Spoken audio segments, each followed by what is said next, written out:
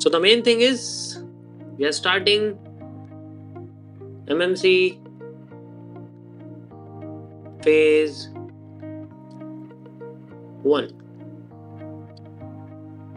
Okay, तो जो नहीं है उनको मैं ऑलरेडी बता दूं, MMC means mirror market concept. ये मेरा अपना बनाया हुआ है।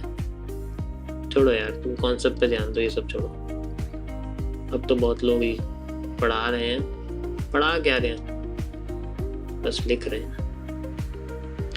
सो the main thing is phase 1। अब ये फेजेस क्या है? देखो, इसके अंदर मैंने टोटल बहुत फेजेस बनाए हुए हैं, लेकिन मैंने पब्लिक ओनली करे हुए हैं 24। याद रखना, ओनली 24, क्योंकि ये काफ़ी होते हैं पूरी मार्केट की अंडरस्टैंडिंग रखने के लिए। देखो, आपको सिर्फ ट्रेडिंग करनी है तो you need only liquidity sweep, AQFL, reversal area, positive pattern, bearish pattern and 1% risk, capital, that's it. इसके अलावा कुछ करने की जरूरत नहीं। बट अगर हम जब एनालिसिस की बात करते हैं, you need everything to know. क्या है, क्यों है, कब से है, कहाँ तक है, कैसे है, ये सब जानने के लिए आपको डीप में पढ़ना पड़ेगा अगर चाहते हो। ठीक है, गॉट इट? समझ आया? जितना ईमानदारी से आप नॉलेज गेन करोगे, वो नॉलेज हर जगह काम आएगी। जब आप एनालिसिस करोगे या कहीं काम करोगे, किसी भी जगह, सब जगह काम आएगी। मैं यहाँ बैठा हूँ ना, तो मैं जो है कुछ, मतलब मैं क्या बोलूँ, मैं बेवकूफ बना के नहीं बैठा हुआ यहाँ पर किसी का, किसी भी ऑडियंस का। बिकॉज आई नो थिंग्स कि $10 से कैसे $1000 आप बना सकते हो। आई नो थिंग्स कैसे $100 से आप $1000 बना सकते हो। Capital is not the problem, acceptance is the problem. ठीक है, यहाँ जितने भी लोग बैठे हैं सब अच्छे हैं। Everyone is good, everyone is perfect. ठीक है, तो बस यही चीज अपने पास रखो कि अगर मुझे आप 2200-2300 लोगों के अंदर कॉन्फिडेंस है सबके अंदर, तो आपको भी अपने अंदर खुद से कॉन्फिडेंस मानना पड़ेगा कि हाँ यार, कोई सामने वाला कह रहा है। ठीक है, बस ये सोचो कि मैं जस्ट एक नॉर्मल पर्सन आपसे कह रहा हूँ कि आप कॉन्फिडेंट हो, आप ये चीज़ कर सकते हो। ठीक है, तो आप खुद को भी ये मानो कि हाँ चलो, वो कह रहे हैं छोड़ो, मैं खुद को ही मान लेता हूँ कि मैं तो कर ही सकता। ठीक है, एक बार को मेरी बात मानो ना मानो, अपनी तो मान लो। Okay, so the main thing is 24 phases are life, और हर फेज के अंदर एक अलग मीनिंग है। ठीक है, तो पहले हम लोग इसके अंदर कुछ चीज़ों के बारे में पढ़ेंगे। हाउ वी कैन स्टार्ट, ये क्या है? देखो, ये कॉन्सेप्ट मैंने बनाया था। ये कॉन्सेप्ट होता है जिसके अंदर मल्टीपल चीज़ें होती हैं। एनालिसिस होती है, ट्रेडिंग होती है, मैनेजमेंट होता है, ग्रोथ होती है, डेवलपमेंट होती है, रिसर्च होती है, हर एक चीज़ होती है। ठीक है, तो कॉन्सेप्ट के अंदर सबसे ज़्यादा ये आता है। जब हम स्ट्रेटेजी की बात करते हैं, स्ट्रेटेजी होती है जो हम किसी पर्टिकुलर चीज़ में यूज़ करते हैं। कोई एक चीज़ स्ट्रेटेजी होती है, बहुत सारी चीज़ें कॉन्सेप्ट होती है। जैसे मैं बोलूँ ट्रेंड लाइन है, मैं सिर्फ ट्रेंड लाइन यूज़ करता हूँ, तो trend line is my strategy. But मैंने बोला कि मैं ट्रेंड लाइन यूज़ करता हूँ कभी कभी, मैं स्ट्रेट लाइन यूज़ करता हूँ कभी कभी, मैं फिबोनाची यूज़ करता हूँ कभी कभी। तो अगर मैं एक से ज़्यादा स्ट्रेटजीज की बात करता हूँ, तो उन्हें हम लोग कॉन्सेप्ट बोलते हैं। तो अब मैं बोलता हूँ क्या ये किसी चीज़ के अंदर आते हैं जो ट्रेंड लाइन यूज़ करूँ, या तो हाँ, ये प्राइस एक्शन के अंदर आते हैं। The price action is the concept and trend line is a strategy, resistance is a strategy. ठीक है, support is a strategy, EMA is a strategy. ठीक है, तो इस तरीके से इंडिकेटर, हर एक इंडिकेटर एक स्ट्रेटेजी होता है, कॉन्सेप्ट नहीं होता। जब आप सारी की सारी चीजें मिला दोगे, then it will become a concept. Okay, so यहाँ पर एक प्रोसेस है। प्रोसेस इस तरीके से होता है कि जैसे मान लीजिए आपके पास में कुछ चीजें हैं जिनकी मदद से आप प्राइस को ऊपर नीचे होते देखते हो किसी भी चीज के बारे में। ठीक है, तो यहाँ पर हम लोग यूज करते हैं एक ऐप जिसको हम लोग बोलते हैं ट्रेडिंग व्यू। बिगिनर्स के लिए भी मैं बता रहा हूँ, ध्यान रखना, जिनको पता है it's okay. This is used for everything. ध्यान से सुनना, मैं जो बता रहा हूँ, मैंने क्या बोला, मैंने अपग्रेड किया है अपने सारी चीजों को। तो जो मैं बता रहा हूँ वो आपको पेड में भी नहीं मिलेगा, मेरे पढ़ाने के बाद आ जाएगा वो। पर मेरे अब जो मैं बता रहा हूँ ये पेड में भी नहीं है, क्योंकि इसके अंदर मैं फ्यूचर्स भी कवर करूंगा, चाहे वो कुछ भी हो। ट्रेडिंग व्यू इट मीन्स यहाँ पर आपको दुनिया के सारे एसेट्स मिल जाएंगे ट्रेड करने के लिए, जिनमें हम बाय भी कर सकते हैं, सेल भी कर सकते हैं, हर एक चीज़ हम लोग कर सकते हैं। बट यहाँ पर आपको लिमिटेड चीज़ें मिलेंगी। यहाँ पर आपको मिल सकते हैं मेनली स्टॉक्स, लिमिटेड। ध्यान से सुनना मैंने क्या बोला, LMD अगर मैं लिख रहा हूँ तो इसका मतलब है limited. Next like forex pairs, forex market आपको मिल जाएगी, पूरी की पूरी मार्केट आपको मिल जाएगी, यू कैन सी। ठीक है, नेक्स्ट यहाँ पर आपको नॉर्मली कुछ लिमिटेड इंडेक्स मिल सकते हैं, लिमिटेड इंडेक्स मिल सकते हैं। अभी इंडेक्स स्टॉक क्या होते हैं, फॉरेक्स क्या होते हैं, इसके बारे में ठीक है वो मैं आपको बताऊंगा आगे। Okay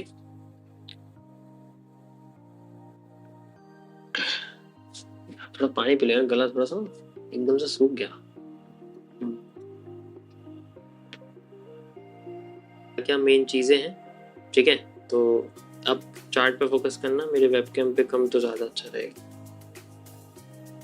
so the main thing is we are starting MMC phase 1। Okay तो जो नहीं है उनको मैं ऑलरेडी बता दूं, MMC means mirror market concept. ये मेरा अपना बनाया हुआ है, छोड़ो यार तुम कॉन्सेप्ट पे ध्यान दो, ये सब छोड़ो। अब तो बहुत लोग ही पढ़ा रहे हैं, पढ़ा क्या रहे हैं, बस लिख रहे हैं। सो the main thing is phase 1। अब ये फेजेस क्या है, देखो इसके अंदर मैंने टोटल बहुत फेजेस बनाए हुए हैं, लेकिन मैंने पब्लिक ओनली करे हुए हैं 24, याद रखना ओनली 24, क्योंकि ये काफ़ी होते हैं पूरी मार्केट की अंडरस्टैंडिंग रखने के लिए। देखो आपको सिर्फ ट्रेडिंग करनी है तो you need only liquidity sweep, AQFL, reversal area, positive pattern, bearish pattern and 1% risk, capital, that's it.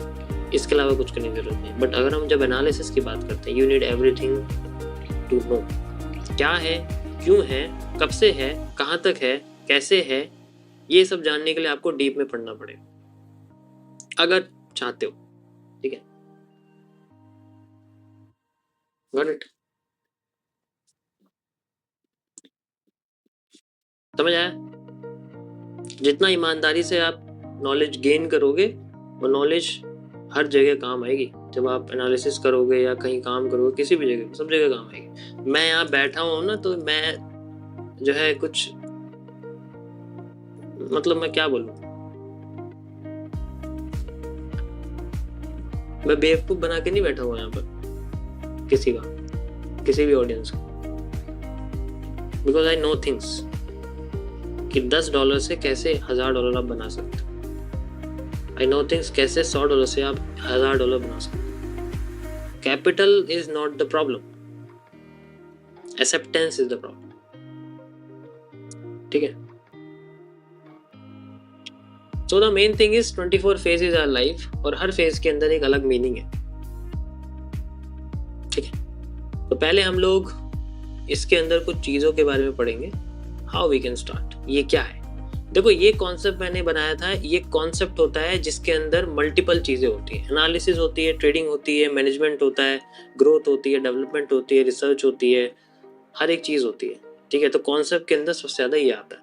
जब हम स्ट्रेटेजी की बात करते हैं, स्ट्रेटेजी होती है जो हम किसी पर्टिकुलर चीज में यूज करते हैं। कोई एक चीज स्ट्रेटेजी होती है, बहुत सारी चीजें कॉन्सेप्ट होता है। जैसे मैं बोलूँ ट्रेंड लाइन है, मैं सिर्फ ट्रेंड लाइन यूज करता हूँ, तो trend line is my strategy.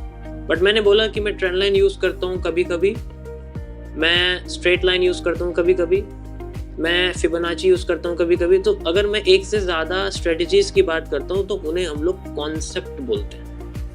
तो अब मैं बोलता हूँ क्या ये किसी चीज के अंदर आते हैं जो ट्रेंड लाइन यूज करूँ, या तो हाँ ये प्राइस एक्शन के अंदर आता है। The price action is the concept and trend line is a strategy, resistance is a strategy, ठीक है, support is a strategy, EMA is a strategy, ठीक है। तो इस तरीके से इंडिकेटर, हर एक इंडिकेटर एक स्ट्रेटेजी होता है, कॉन्सेप्ट नहीं होता। जब आप सारी की सारी चीजें मिला दोगे then it will become a concept. Okay, so यहाँ पर एक प्रोसेस है। प्रोसेस इस तरीके से होता है कि जैसे मान लीजिए आपके पास में कुछ चीजें हैं जिनकी मदद से आप प्राइस को ऊपर नीचे होते देखते हो किसी भी चीज के बारे में, ठीक है। तो यहाँ पर हम लोग यूज करते हैं एक ऐप जिसको हम लोग बोलते हैं ट्रेडिंग व्यू। बिगिनर्स के लिए भी मैं बता रहा हूँ, ध्यान रखना, जिनको पता है it's okay. This is used for everything. ध्यान से सुनना, मैं जो बता रहा हूँ मैंने क्या बोला, मैंने अपग्रेड किया है अपने सारी चीजों को। तो जो मैं बता रहा हूँ वो आपको पेड में भी नहीं मिलेगा, मेरे पढ़ाने के बाद आ जाएगा वो, पर मेरे अब जो मैं बता रहा हूँ ये पेड में भी नहीं है। क्योंकि इसके अंदर मैं फ्यूचर्स भी कवर करूंगा, चाहे वो कुछ भी हो।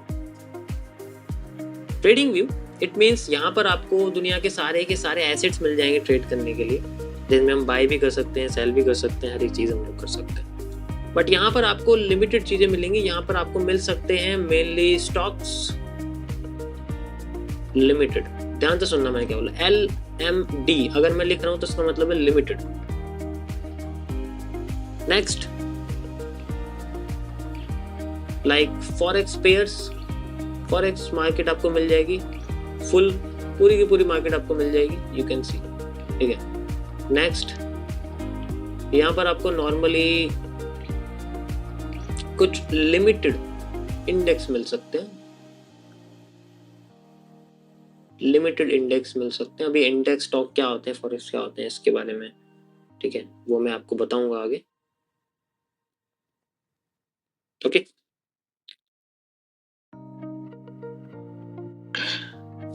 थोड़ा पानी पी लेना, गला थोड़ा सा एकदम से सूख गया।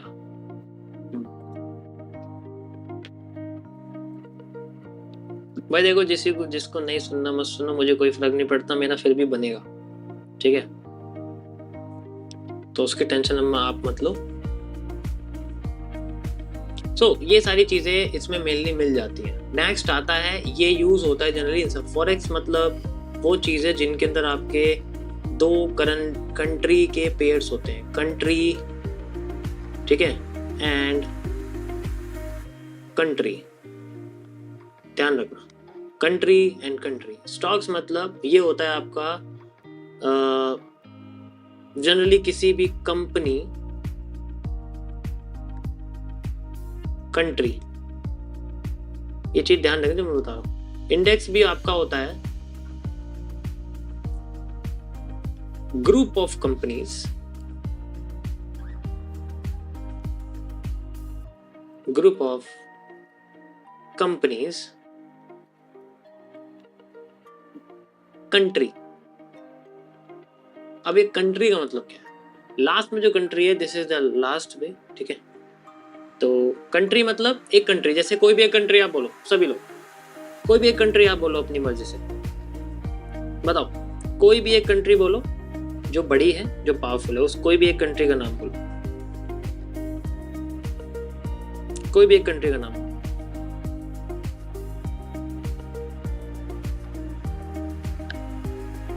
कोई भी एक कंट्री जिसका पैसा आप कन्वर्ट कराना चाहते हो, ठीक है, जिसका पैसा आप कन्वर्ट कराना चाहते हो। जैसे अभी बहुत लोगों ने यहाँ पर बोला है इंडिया, तो यहाँ मैं लिखता हूँ, मान लीजिए इंडिया, इंडिया की करेंसी क्या है, INR, तो INR, हर करेंसी को 3 डिजिट में लिखा जाता है, इसको बोलते हैं हम लोग कोड्स, ठीक है, INR, ये हो गई फर्स्ट कंट्री। अब ये पैसा आपको INR को कन्वर्ट करना है सेकंड में, तो एक कंट्री से सेकंड कंट्री में कन्वर्ट किया जाता है पैसा, ठीक है। तो जब ये एक कंट्री से दूसरी कंट्री में पैसा जाता है, इसको बोलते हैं रेमिट करना, रेमिटेंस, ठीक है। और जब ये बाहर जाता है तो उसको बोलते हैं फॉरेन रेमिटेंस, ठीक है, आउटवर्ड रेमिटेंस, इनवर्ड, थोड़े बैंकिंग वर्ड, इसको छोड़ो। तो यहाँ अब दूसरी कंट्री क्या लेना चाहोगे, किस कंट्री में आप इसको कन्वर्ट करना चाहोगे, बताओ किस कंट्री में आप इसको कन्वर्ट करना, किस कंट्री में, किस करेंसी में कन्वर्ट करना चाहते हो। डॉलर, ठीक है, तो डॉलर को हम लोग बोलते हैं USD। तो आप चाहते हो कि मैं INR को USD में कन्वर्ट करूं, तो आपको इसका एक प्राइस चाहिए। तो INR को USD में कन्वर्ट करने के लिए यू नीड ए प्राइस। आपको कितने पैसे कन्वर्ट करने पड़ेंगे, कन्वर्ट करने, समझ आया?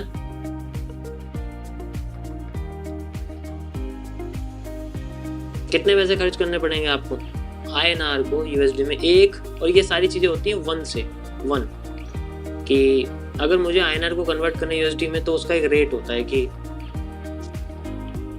मुझे एक USD बनाने के लिए कितने INR की जरूरत है। जैसे 96 अभी चल रहा है तो मुझे 96 INR चाहिए होंगे एक USD बनाने के लिए, ठीक है।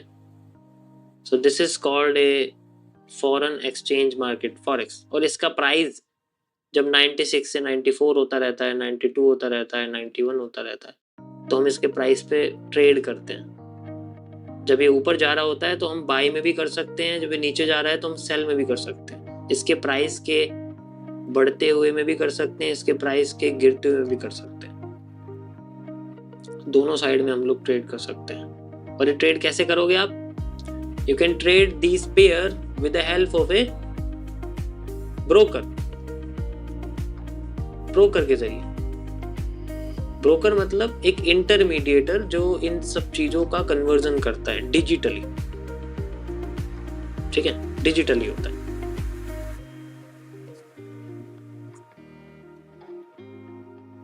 और ये चीजें लीगल होती हैं, तो we need a legal broker, जैसे कि कोई भी एक फॉरेक्स ब्रोकर जो ये सब चीजें कर सके। तो ये लीगली करते हैं, everything is legal, KYC registered, वो सारी चीज होती है, वहां पर आपको मिलेगा, ठीक है। किसी भी जगह पर आपको ऐसे पेयर नहीं मिले, जैसे ये हाईली कंट्रोल्ड एसेट है। इसी तरीके से कई सारे पेयर, जैसे USD JPY जापान की करेंसी है, USD CHF, ठीक है। इस तरीके से कई सारी करेंसी ये होती है, ठीक है। इनमें हम लोग ट्रेड कर सकते हैं। अब इनमें नहीं कर सकते, उसमें वॉल्यूम थोड़ा कम होता है, इनमें वॉल्यूम अच्छा होता है, चार्ट अच्छे चलते हैं, तो ये चीजें समझ आया? परफेक्ट, बहुत सिंपल है। एक बेसिक चीज है जो सबको पता होनी चाहिए, ठीक।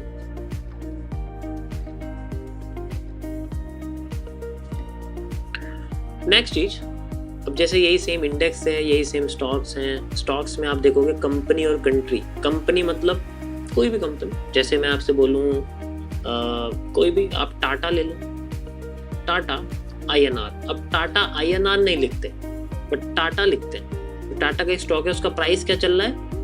INR में चल रहा है, रुपए में चल रहा है। वो उस देश की करेंसी पे, करेंसी की वैल्यू के हिसाब से लिस्टेड होता है। ऐसे नहीं आप टाटा का प्राइस डॉलर में देख लोगे, नहीं, INR में देखोगे। इसलिए टाटा INR नहीं लिखते हैं कभी भी, नॉर्मल टाटा लिखते हैं, क्योंकि स्टॉक्स की कैटेगरी में डाला हुआ, ठीक है।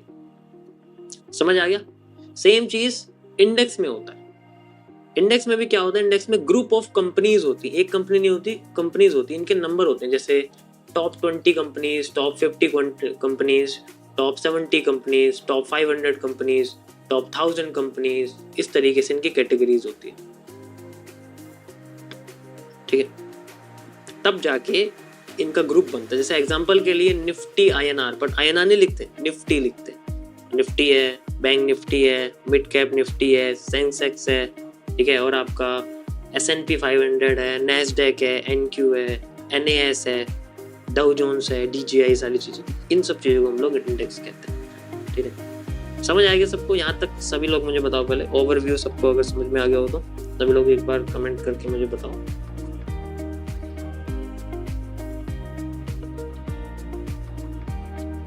ठीक है, perfect. So this is the main thing.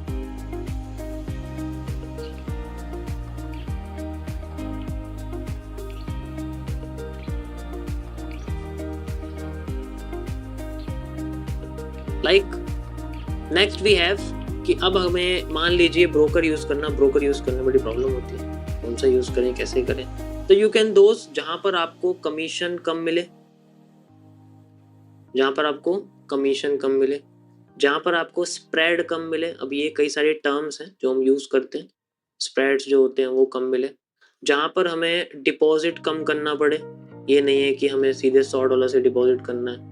जहां हमें इंस्टेंट विड्रॉल मिल जाए, ये भी बहुत जरूरी है। ओके, तो ये कई सारे कैरेक्टरिस्टिक्स हैं जिनके जरिए ब्रोकर को सेलेक्ट किया जाता है, ठीक है। पहले एक्सएनएस हुआ करता था, बड़ा अच्छा था, मतलब जब तक वो इंडिया से नहीं गया था तो उसमें काफ़ी अच्छा ये सारे फीचर होते थे। कमीशन भी बहुत कम था, स्प्रेड तो था ही नहीं, वो ना के बराबर, डिपॉजिट भी बहुत कम, $1 भी डिपॉजिट हो जाता था, ठीक है, विड्रॉल भी निकल जाता था। बट इट्स ओके, कुछ चीज़ें टाइम के साथ होती हैं। ओके, तो इसके बारे में आपको आगे बताऊंगा। नेक्स्ट, ये हो गई चीज़ें जो नॉर्मली आपके पास हैं, जो हम यूज़ कर रहे हैं। उसके बाद आती है हमारे पास दूसरी चीज़ें, जैसे जस्ट लाइक हम लोग यूज़ करते हैं Tradovate, just like this. ये यूज़ किया जाता है, ये एक इसी की तरह है, ये एक टर्मिनल है बेसिकली, जो फ्यूचर्स के लिए यूज़ किया जाता है। You can use futures for free, मतलब एक डेमो अकाउंट्स के जरिए आप इसको एक्सेस कर सकते हो। एंड यू कैन, फ्यूचर्स क्या होते हैं? फ्यूचर्स भी चार्ट की तरह होते हैं, इन पे भी ट्रेड किया जाता है। ये होते हैं आपके इंडेक्स के प्राइजेस होते हैं, जैसे आपके NQ होता है, जिनमें मिनी और माइक्रो होता है, ठीक है, जो मैं आपको आगे बताऊंगा कि इनका क्या यूज़ होता है। ये फ्यूचर्स के प्रॉप फर्म्स भी फ्यूचर्स की होती हैं, उनमें भी ये सब चीज़ें की जाती हैं, जो सबसे सस्ती होती हैं, अफोर्डेबल होती हैं, ठीक है। और उनके अंदर बस मैं आपको एक चीज़ बताऊँ, जैसे $69 में you can get $50,000 of account, इतनी सस्ती होती है, ठीक है। एंड अगर मान लीजिए अच्छे खासे ट्रेडर के साथ तो और भी सस्ता मिल जाता है। फिर जस्ट की फीचर्स बहुत सस्ते होते हैं, बट यू नीड, उनके चार्ट थोड़े अलग होते हैं, उनको समझना थोड़ा मुश्किल होता है। बट यही चीज़ अगर आपको ट्रेडिंग व्यू में चाहिए तो it is paid. Futures trading view में पेड है, आप फ्यूचर्स को एक्सेस नहीं कर सकते। करोगे तो आपको इसमें कम से कम 15 से 25 मिनट का डिले देखने को मिलेगा, यानी कि 15 से 25 मिनट का डेटा आपको नहीं मिलेगा, ठीक है। समझ आया मैंने क्या बोला? तो ये दो चीज़ हमेशा याद रखना। If you need access, TradingView में फ्यूचर्स पेड होते हैं मेनली, जैसे NQ है, नेस्डैक है, ये सब बहुत सारी ग्लोबल मार्केट्स के पेड है, तो you have to pay extra and then you can access their chart. But अगर आप ट्रेडोवेट वगैरह ये चीज़ें डायरेक्टली नहीं यूज़ कर सकते, इनके साथ हमें एक डेमो ब्रोकर चाहिए होता है जो एक्सेस करने के लिए हेल्प करता है, ठीक है। ऐसे और भी जैसे वेल चार्ट्स है, रिदमिक है, बट ये थोड़े पेड होते हैं। उसके बारे में आपको फ्यूचर्स के साइड बताऊँ, जैसे जैसे हम लोग कैपिटल FTC के अंदर हम लोग जाएंगे, फेयर ट्रेडिंग कॉन्सेप्ट के अंदर, वहाँ पर ये सारी चीज़ें मैं आपको एक्सप्लेन कर दूँगा, ठीक है। जैसे XM है, XM is a good broker जो इसमें यूज़ कर सकते हैं हम लोग।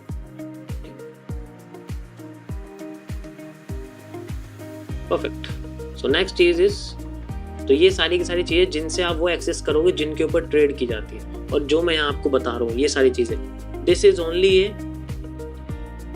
1%, ये 1% है, और बाकी का 99% क्या है, वो थोड़ा सा प्रॉब्लम है।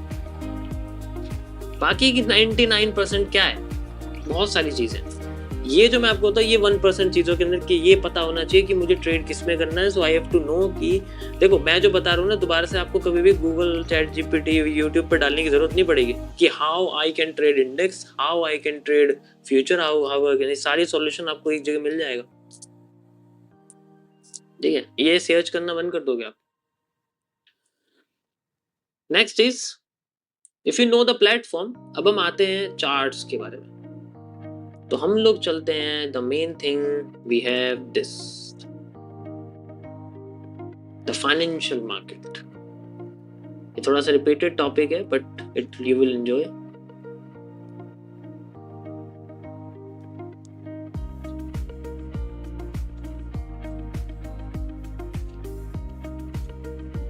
Financial market one of the best, क्योंकि इसके अंदर you will learn everything about charts. हर चीज के बारे में आपको इसके अंदर पता लग जाएगा। मैंने ऑलरेडी वैसे इसकी एक वीडियो अपलोड कर रखी है, बट मैं इसको थोड़ा सा शॉर्ट फॉर्म में और अपडेटेड फॉर्म में बताऊंगा, जिससे आपको और इजीली पता लग जाएगा। देखो, जितनी भी चीजें हैं ना, ये जब हम देखते हैं कि आपके पास कई सारे ऐड आते हैं, कई सारे ब्रोकर्स के ऐड आते हैं, फोन में आपको कोई ट्रेड लगाता हुआ दिखता है, ठीक है, एंड बहुत सारी चीजें हैं जो लोग करके दिखाते हैं। ये मतलब MT5 वगैरह क्या होता है, ये सारी चीज़ें कैसे ट्रेड की जाती है, क्या ये सही भी है करना, क्या ये सही नहीं है, लीगल क्या है, इलीगल क्या है, ठीक है, कितना अमाउंट लीगल है, कितना अमाउंट लीगल नहीं है, और क्या हमें इंडिया में रह के हम कर सकते हैं, क्या हम उस कंट्री में रह के कर सकते हैं, क्या हम यूएस में रह के कर सकते हैं, या हम दुबई जाना पड़ेगा। ये बहुत सारी चीज़, सवालों के जवाब मैं दे करके इसमें आपको देता रहूँ, ठीक है, कि एक नॉर्मल लिविंग के लिए ठीक है या फिर थोड़ा और बड़ा बनाना उसके लिए अलग करना पड़ता है, क्या रोडवेज है, क्या पाथवेज है, यू विल गेट एवरीथिंग, ठीक है। तो सबसे बड़ा डर लोगों को ये लगता है कि फाइनेंशियल मार्केट में थोड़ा बहुत ग्रे एरिया है फॉरेक्स की तरफ। तो मैं आपको पहले ब्लू और ग्रे जोन्स के बारे में बताता हूँ। This is a grey zone, ध्यान से देखना मैं जो बताऊँ। ग्रे जोन्स वो है जिसका सरकार के पास कोई जवाब नहीं है। मतलब सरकार कहती है कि भाई ये एक नॉर्मल इनकम है, ठीक है, ये जस्ट एक नॉर्मल इनकम है, तो आपको इसको इनकम स्लैब के हिसाब से टैक्स देना पड़ेगा। Just 30% you have to give when you trade on this, when you make profit. Loss पे कोई रिकवरी नहीं है। If you have profit then you have to give tax 30% आपको वापस देना पड़ेगा। आपने 100 से 30 बनाए, you will have to give. But अभी 100 से 30 पे टैक्स लगेगा या 12 लाख पे टैक्स लगेगा, वो थोड़ा सा चेंजेस है, ठीक है। वो आपका जो सी है वो आपको बता देगा। If you earn money after, उसके बाद इन सब चीज़ों के बारे में सोचना। When you cross a normal tax slab amount, उससे पहले ये दिमाग से बात निकाल। मतलब अगर हर महीने 1 लाख रुपए बना दिए ट्रेडिंग से तो कुछ नहीं करना। उसके बाद देखना जब ज़्यादा बन जाए, 1 से 1.5 हो जाए ना, then you have to worry कि अब मुझे क्या करना। Then there are lot of CA, आराम से हायर हो जाएगा, यू कैन लर्न, ठीक है, आराम से, कोई प्रॉब्लम नहीं है। तो ग्रे जोन्स की अगर हम बात करें, कुछ चीज़ें होती हैं जैसे अभी मैंने आपको इन सब चीज़ों के बारे में बताया। अब इनको कैसे समझोगे आप, पहले मुझे ये बताओ, क्योंकि मैं टॉपिक को शुरू करने से पहले टाइम वेस्ट नहीं करूँगा किसी का, क्योंकि बहुत लोग यहाँ नए हैं, बहुत ज़्यादा लोग पुराने हैं। बस यही मैं रेशियो देखना चाहता हूँ कि कितने लोग यहाँ पर ऐसे हैं जिनको इसके बारे में बहुत कम पता है, जिन्होंने MMC का पेड कंटेंट नहीं लिया है, तो जिन्हें इन सब चीज़ों के बारे में बहुत कम पता है, जिन्होंने कभी सुना नहीं है ये, वो लोग मुझे बताओ कितने लोग हैं यहाँ पर। अगर रेशियो ज़्यादा है then I will start.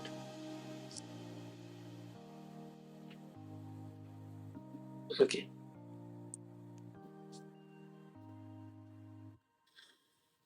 Perfect. तो मुझे लगता है काफ़ी लोग ज़्यादा हैं यहाँ पर। Thank you so much for super chat. आपका नाम चाइनीज़ में लिखा है, वरना मैं पढ़ लेता।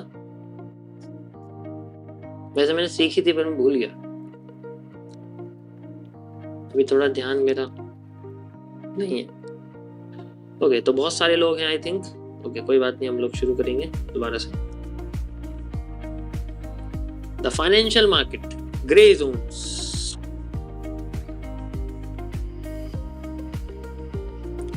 फाइनेंशियल मार्केट आपके एक यूनिवर्स की तरह होता है, ठीक है, यानी कि इसके अंदर बहुत सारी चीजें।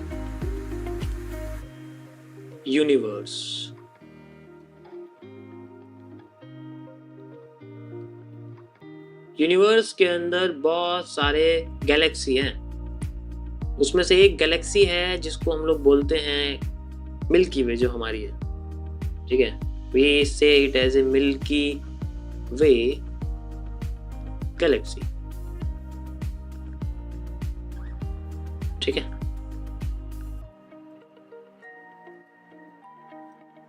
आसान भाषा में हम इसको बोलते हैं मनी मार्केट। ध्यान से सुनना, पिछली बार मैंने इनको रिवर्स किया है जस्ट ये समझने के लिए, दोनों में ज्यादा फर्क नहीं है, ठीक है। कभी ऊपर करते कभी नीचे। Money market. Now the next things कि जब ये यूनिवर्स के अंदर फाइनेंशियल मार्केट बहुत बड़ा है, उसके अंदर हम लोग मनी मार्केट के अंदर, जहाँ पैसा घूमता है। अब इस मिल्की वे के अंदर बहुत सारे प्लैनेट्स हैं, ठीक है।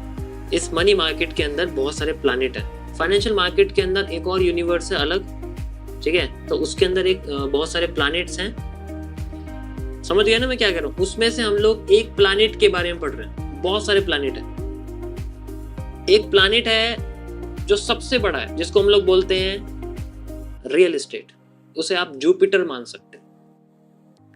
उससे छोटा नेपच्यून आप है तो उसको आप कुछ और मान सकते हो, बैंकिंग सिस्टम मान सकते हो। हम जिस प्लेनेट की बात कर रहे हैं which is called as Earth, तो हम लोग बात कर रहे हैं यहाँ पर ट्रेडिंग की मार्केट के बारे में, ठीक है। तो दिस इज द अर्थ, जहां पर होती है नॉर्मली एनालिसिस, ट्रेडिंग, ये सारी चीजें जो, ठीक है। नॉर्मल एसेट्स जो होते हैं जो ब्रोकर के जरिए चलते हैं। अर्थ के अंदर वी हैव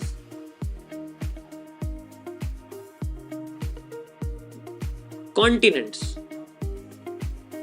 ठीक है। अर्थ के अंदर बहुत सारे कॉन्टिनेंट्स हैं। जैसे सबसे बड़ा कॉन्टिनेंट कौन सा है? एशिया। एशिया सबसे बड़ा कॉन्टिनेंट है, सबसे बड़ा कॉन्टिनेंट। तो एशिया के अंदर हम लोग रखते हैं फॉरेन एक्सचेंज मार्केट को, forex. It is one of the biggest. उसके बाद हम लोग आते हैं नॉर्मली ऑस्ट्रेलिया, मान लीजिए next continent is Australia. Australia होता है ना कॉन्टिनेंट या कंट्री है? ऐसे ही है भाई, मुझे बता देना। मैं थोड़ा कॉन्टिनेंट में ना, मैं सेकंड क्लास में पढ़ा है, उसके बाद फिर मुझे याद नहीं है कॉन्टिनेंट के बारे में। होता है, होता है कॉन्टिनेंट होता है, बताओ। दोनों है, नहीं होता? यस।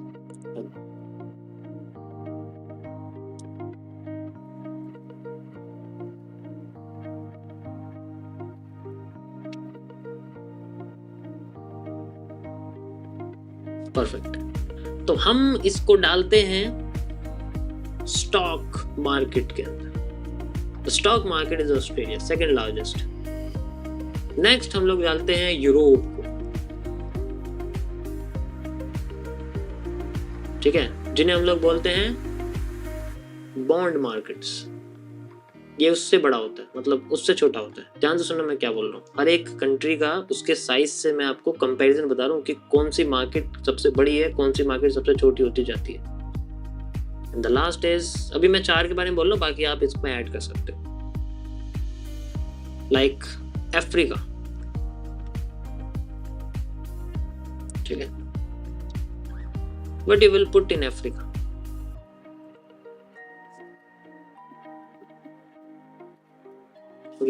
अफ्रीका में क्या पुट करना चाहोगे? और कौन सी मार्केट होती है?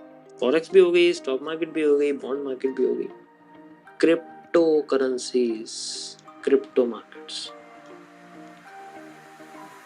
Right. We have the crypto market.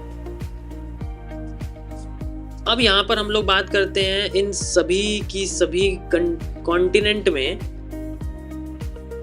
अब जैसे मान लो फॉरेक्स है, ये एक कॉन्टिनेंट है, एशिया है, तो फॉरेक्स के अंदर कई सारी कंट्रीज हैं, है ना, कई सारी कंट्रीज हैं। तो हम किसी 2 कंट्री के बारे में बात करते हैं। जैसे मान लीजिए इंडिया है,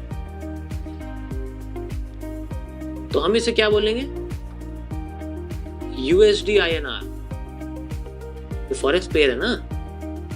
दूसरा जापान, यू कैन से USD JPY, JPY INR, JPY NZD JPY, जितनी भी है। न्यूजीलैंड, वो चलो वो तो ऑस्ट्रेलिया के उसमें आ जाता है। समझ आया? Just like Russia, let's say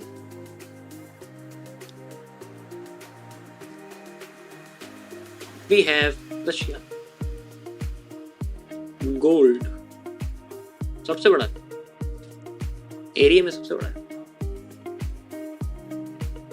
Okay, now we have the next stock market, यानी कि ऑस्ट्रेलिया। ऑस्ट्रेलिया के अंदर कई सारी कंट्रीज हो सकती हैं, खुद भी एक ऑस्ट्रेलिया हो सकता है। तो we can say as just like Nvidia एक कंट्री है, मान लीजिए, एग्जांपल के लिए बता रहा हूँ। Nvidia एक कंट्री है, और मान लीजिए टाटा है, टाटा स्टील है, कुछ भी है, कुछ भी। तो these are the countries. Apple है, yes you can say Apple है। तो आप इनको कंट्री मानो इस पर्टिकुलर जगह की। उसके बाद आपके बॉन्ड मार्केट, ये गवर्नमेंट भी होती है, प्राइवेट भी होती है जनरली। इसके बारे में ज़्यादा डिस्कशन नहीं, क्योंकि इसके बारे में आपको कुछ भी जानने की जरूरत नहीं है, ये इतना ज़्यादा पॉपुलर नहीं है बड़े लोगों का game.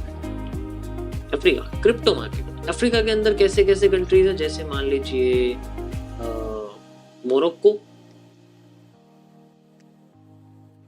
we can say Morocco, but like Solana, Sol USDT, Solana एक country. Next we can say एक जगह को हम देख लेते हैं, जस्ट लाइक एक जगह like Cape Town, we can say it as a Ethereum USDT, Ethereum आप बोल सकते हैं।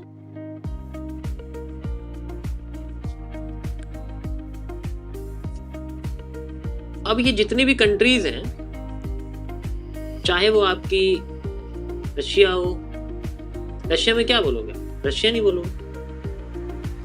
सेम चीज इंडिया में आप हिंदी बोलोगे, या बहुत सारी लैंग्वेज है, इंडिया में तो सारी लैंग्वेज बोलते हैं। जापान में आप जापानीज बोलोगे, ऑस्ट्रेलिया में आप ऑस्ट्रेलियन इंग्लिश बोलोगे, और भी कई सारी लैंग्वेज बोलोगे। यूरोप में आप यूरोपियन बोलोगे, जर्मन, फ्रेंच, इसमें तो बहुत सारी है, पॉलिश, बहुत सारी लैंग्वेजेस हैं, ठीक है। अब आप अफ्रीका में जाओगे, वहाँ मोरक्को में थोड़ी बहुत मोरक्कन बोलोगे, केप टाउन में थोड़ी बहुत अफ्रीकन इंग्लिश बोलोगे, ठीक है, कुछ युगेंडियन बोलोगे, एवरीथिंग। बट हर जगह पर आप एक लैंग्वेज यूज कर सकते हो, it is known as the universal language, ठीक है। और वो जो यूनिवर्सल लैंग्वेज है वो कौन सी है, जो सभी की सभी कंट्रीज में यूज होती है। मैं रशिया जाऊँ, इंडिया जाऊँ, जापान जाऊँ, ऑस्ट्रेलिया जाऊँ, यूरोप जाऊँ, अफ्रीका जाऊँ, मोरक्को जाऊँ, केप टाउन जाऊँ, कहाँ, कौन सी एक लैंग्वेज है जो इन सारी की सारी कंट्रीज में, जो इन सारी की सारी लोकेशन पे यूज हो सकती है, दैट इज इंग्लिश। तो English can be used, is a way of communicating anything, anyone in these countries. हमारी मार्केट में इसको हम लोग बोलते हैं कैंडल्स, कैंडलस्टिक्स। ये उन लैंग्वेजेस में से है जो आपके ट्रेडिंग व्यू में लिस्टेड रहती है, like line chart, bar chart. क्या बार चार्ट यूज करते हो, क्या लाइन चार्ट यूज करते हो? कभी किसी ने बताया, किसी यूट्यूबर ने बोला लाइन चार्ट यूज करो, ठीक है। वॉल्यूम, फुटप्रिंट, ये लैंग्वेजेस हैं, इन्हें पढ़ना पड़ता है क्योंकि इतना आसान नहीं है ना इन्हें पढ़ना। फुटप्रिंट्स, वॉल्यूम प्रोफाइल, ये तो अब चलो थोड़ा बहुत सोशल मीडिया पे आ रहा है तो लोग थोड़े बहुत पढ़ रहे हैं प्रोफाइल्स वगैरह को। हाइकेनाशी, रैंको, कागी, सफायर, कुछ ऐसे नाम दे दूंगा तुम देखे भी नहीं होंगे चार्ट्स में, ट्रेडिंग में देखे भी नहीं होंगे। ऐसे ऐसे चार्ट टाइप्स हैं। Column, so these are the languages, got it. लेकिन यूज क्या करते हैं हम लोग? कैंडलस्टिक्स, क्योंकि ये हमारी यूनिवर्सल लैंग्वेज है। हम इस यूनिवर्सल लैंग्वेज को किसी भी चार्ट पे अप्लाई करते हैं। कल को गोल्ड का चार्ट खोलोगे तो देखोगे तो कैंडल ही, ये थोड़ी है लाइन चार्ट खोल के बैठ जाओगे। कल को यूएसडी देखोगे, अब भी यहाँ पर भी कैंडलस्टिक, इसमें भी यूएसडी जेपीवाई, उसमें भी कैंडलस्टिक देखोगे। एनवीडिया, उसमें भी कैंडलस्टिक देखोगे। एप्पल, उसमें भी कैंडलस्टिक देखोगे।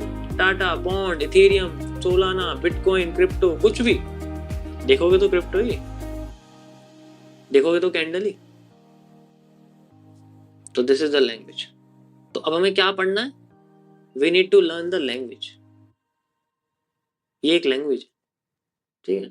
ये एल्गो नहीं है कि 100 रुपए का लिया किसी का और खरीद लिया, और इंडिकेटर लिया 200 रुपए महीने का, 2000 रुपए महीने का, ठीक है, हो गया जी, बन गए पैसे, ठीक है। उसके बन गए जिसका लिया है, तुम्हारे नहीं बनेंगे।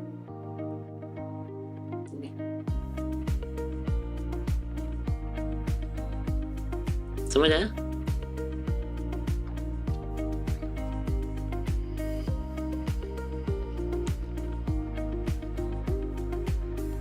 When you know कि आपके सामने ये लैंग्वेज है तो अब इस लैंग्वेज के लेटर्स भी होंगे, अल्फाबेट्स भी होंगे। तो जैसे हमारे इंग्लिश में अल्फाबेट्स हैं लाइक ए बी, इस तरीके से, ऐसे हमारे कैंडलस्टिक्स के अल्फाबेट हैं हैमर, बट इन्हें हम शेप्स में रिकॉग्नाइज करते हैं, नेम्स में नहीं करते। Hammer, you can say it as this candle is known as the hammer, it is recognised by its shape. Hanging man red colour की होती है, ठीक है। मारगोजू, तो दीज आर द अल्फाबेट्स। अब इनको कंबाइन कर दोगे you will have a word, 2 digit word like is, am, ठीक है। तो ये सारे के सारे आपके वर्ड्स बन जाते हैं। यहां हम बोलते हैं इनको 2CP modules like bullish engulfing, like bearish engulfing. समझ आया? सेम तरीके से जब इन वर्ड्स को हम कंबाइन करते हैं वी हैव ए सेंटेंस, ठीक है। जैसे चलो किसी का नाम मैं यहाँ लेता हूँ, किसी का भी यहाँ ले लेते हैं, लेट्स से वंश, तो लिख दीजिए Vansh is a good trader and analyst, okay. So we have this a line. हम अपने चार्ट पे इसको कैसे पढ़ते हैं, ये एक सेंटेंस बन गया। इसी तरीके से आपके जैसे 2 वर्ड हैं, 3 वर्ड हो जाएंगे आर यू, तो यहाँ पर भी आप इनको 3 में 3 मॉड्यूल्स में यूज कर सकते हो। मैं 3 module, just like morning star, evening star, 3 black cross, 3 white soldiers, ठीक है, 3 काले कौवे। समझ आया? अब अगर इन वर्ड्स से मिलके सेंटेंस बनता है तो वो ऐसा दिखाई देता है, ठीक है। और यहाँ हमारा क्या दिखता है, वी हैव ए चार्ट, और उनको हम लोग बोलते हैं चार्ट पैटर्न्स। जैसे जो आज मैंने एक वर्ड यूज किया एलिप्स, तो कई सारी कैंडल से मिलके बनता है, ठीक है।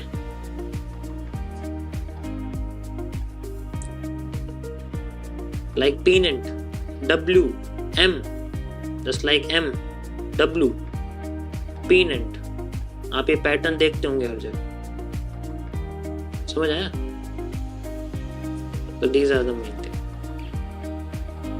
जो languages हैं, if you know the language then you can know everything, ठीक है।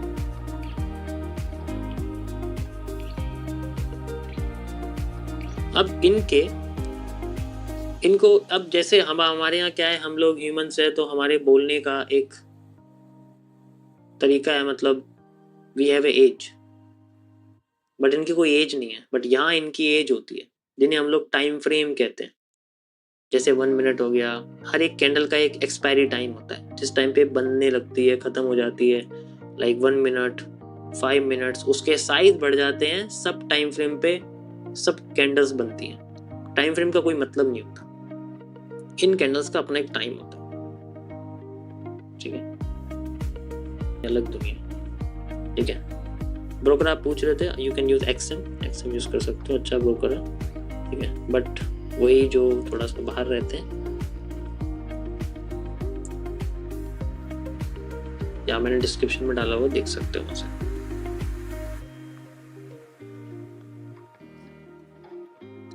मजा आया सभी को? कैसा लगा?